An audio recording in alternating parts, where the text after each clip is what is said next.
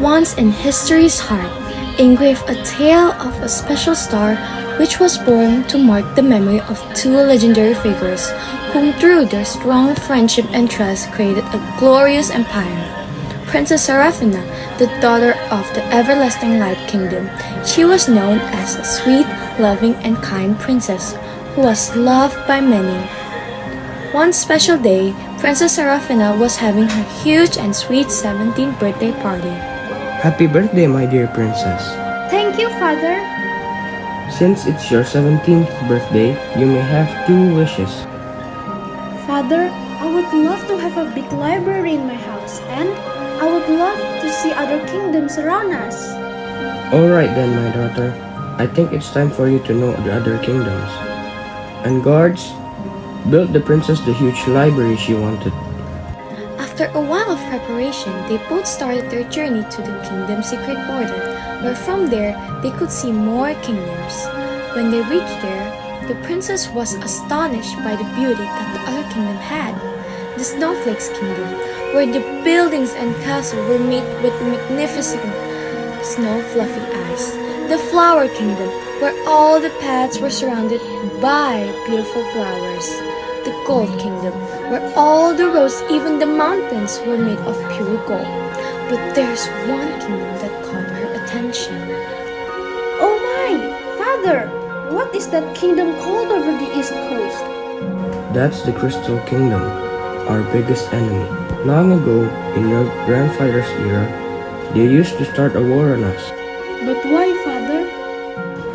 I don't really understand either, but your grandfather said that they always have something to blame on us.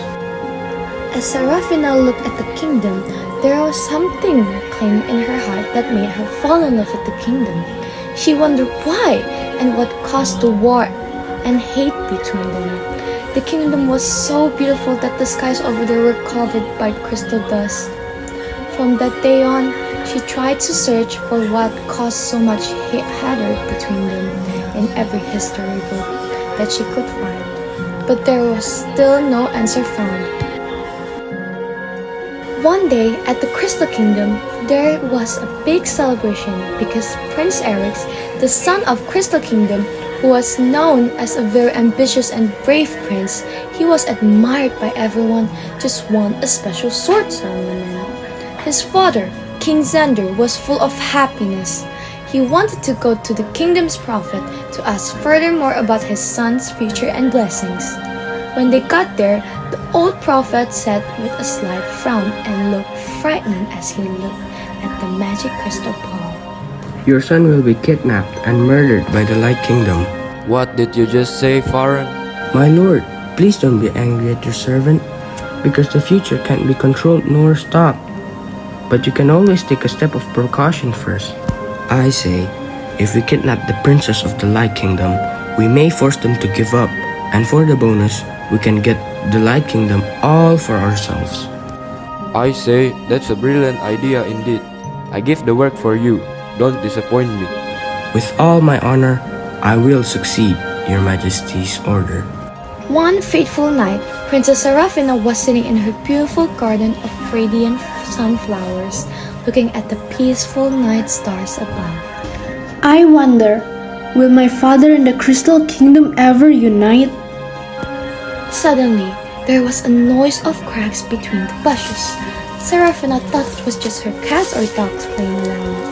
But the noise suddenly stopped, and there was a hand reaching for her mouth, and it started to drag her deep into the forest, far away from the castle. She was very frightened. She could only see a man in a black suit. She tried to scream, but their hands were so tight, covering her mouth. She began to faint. When she woke up, she found herself in an old, dusty house. But it was a weird-looking house. The house was made up of crystals. My goodness, where am I? Wait, is this one of the Crystal Kingdom's territories? Began to remember how she was being kidnapped the night before, and fear started to tremble her up as the door in the room was slightly open. Good morning, princess. Who are you?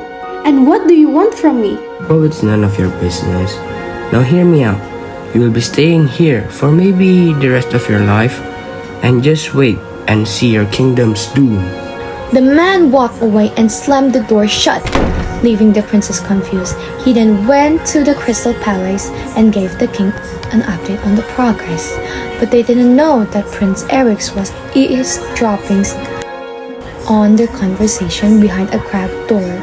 As he heard them, he was filled with madness because of the evil plan that the prophet and his father was making. I must save the princess and stop this at once. That very night, around 12 o'clock, he sneaked quietly out of the castles to the prophet's house. It was a long walk since the house was in the heart of the forest. After he arrived at the front door, he heard something that shocked him. You filthy girl, be quiet and stop bragging, or I'll tie you harder to the pole. I can't wait to take over your kingdom. Oh yeah, also just a little secret for you. I will also take over this kingdom. I have fooled King Xander into going to a meaningless war, which will not benefit anyone except me. With my perfect lies, I can overthrow your kingdom and this kingdom by backstabbing the king. And I will be the most powerful ruler of the two powerful kingdoms. The man laughed weakly as he locked the princess inside a cell room. Eryx, who had been eavesdropping the dreadful conversation, could hear the princess cry desperately as he held his breath deep down. He couldn't believe what he just heard. That voice, foreign, how dare he betray father? I must stop him. Few minutes later, Eryx had found a way to get in the house. He crept quietly so he wouldn't wake up as the Pharaoh as he was asleep. And into the cell room he went. Finding the key wasn't that hard, because Pharaoh left it right beside the door.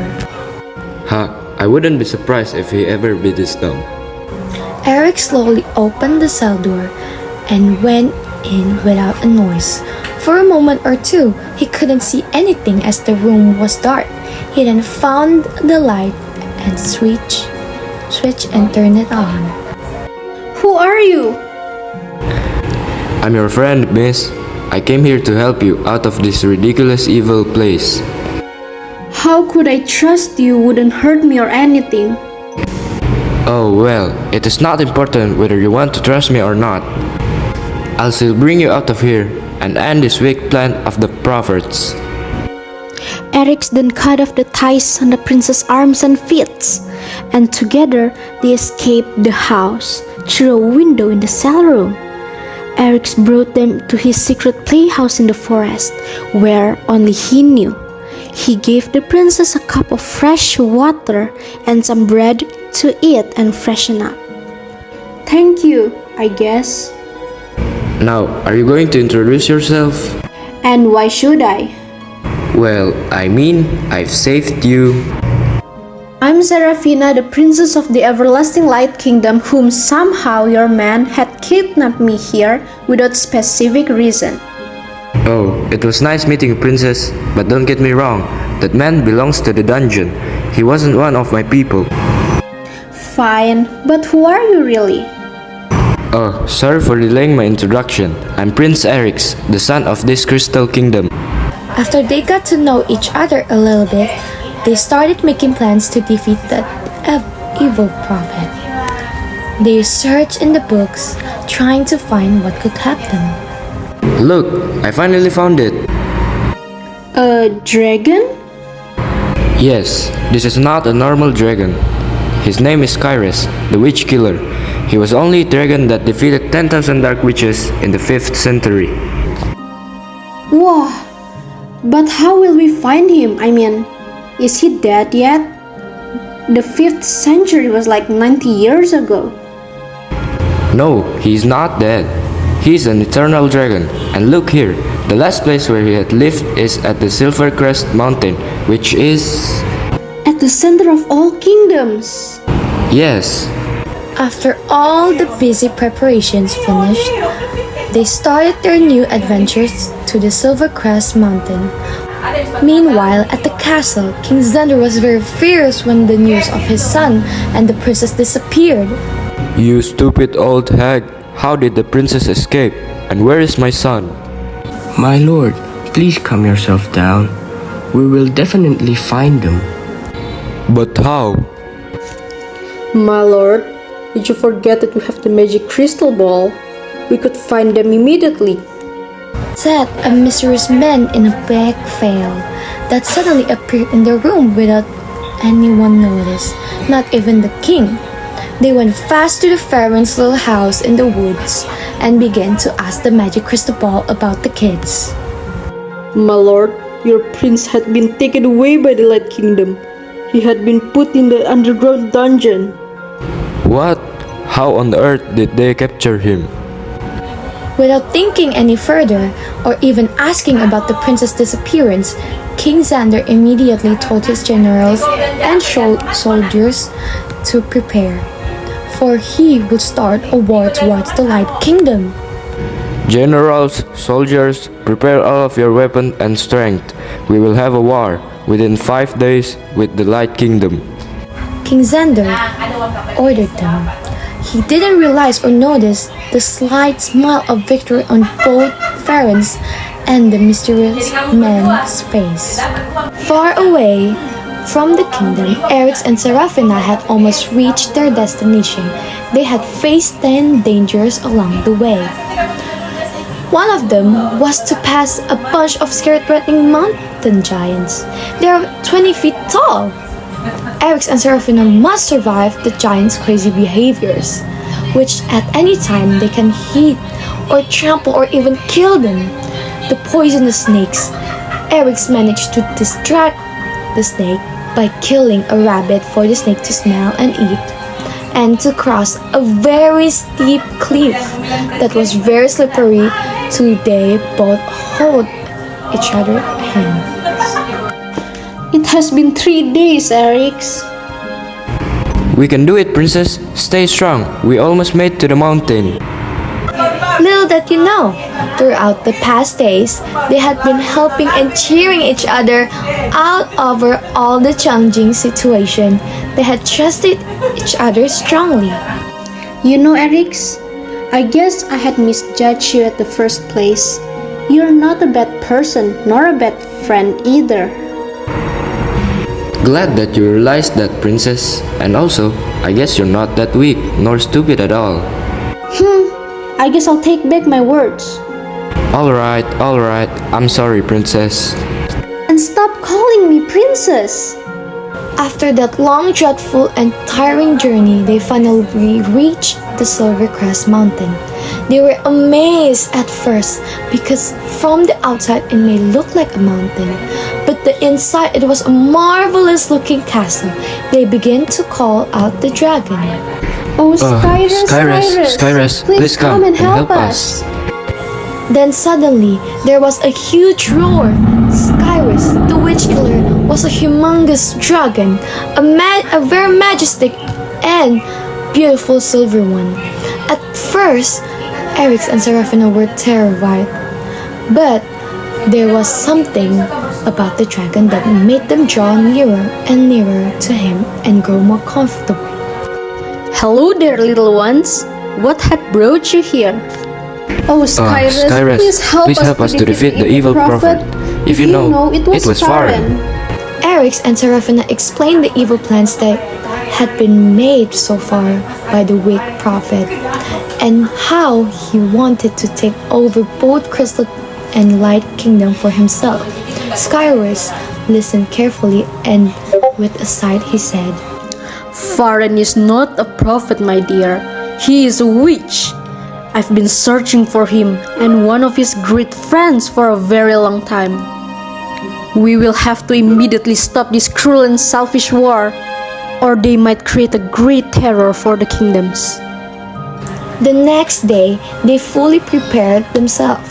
They started their journey to the border between the Crystal and the Light Kingdom, where war usually encountered. The night had come. The new day almost begun. Skyrus, Eryx and Seraphina had almost reached the border, but their first sight of the border had given them a great terror. From up there, they could see the Light and Crystal Kingdom were drawing their swords out ready to fight, and Witches was standing at Eryx's father's side. Hurry! We must stop them! At that very moment, Skyrus blasted out his great blue fire between the two kingdoms before they could make further movement. Eryx and Seraphina landed on the ground and reached to their father's hand. Father, I'm back! The Crystal Kingdom wasn't our enemy! Stop this war at once, or you will regret it! Father, stop. This evil, cruel, weak witch was trying to take control both of our kingdom and the Light Kingdom. They made so many lies just to use you for their own goods. Eryx exclaimed while pointing his fingers toward the Pharaoh, with the mysterious men beside him. Pharaoh and the mysterious men were suddenly very scared, and they started to change into their original forms, which was appeared devil's horn, and were very scary. They tried to run away, but Skyrus quickly caught them tight in his grasp. The Light Kingdom wasn't our enemy, Father.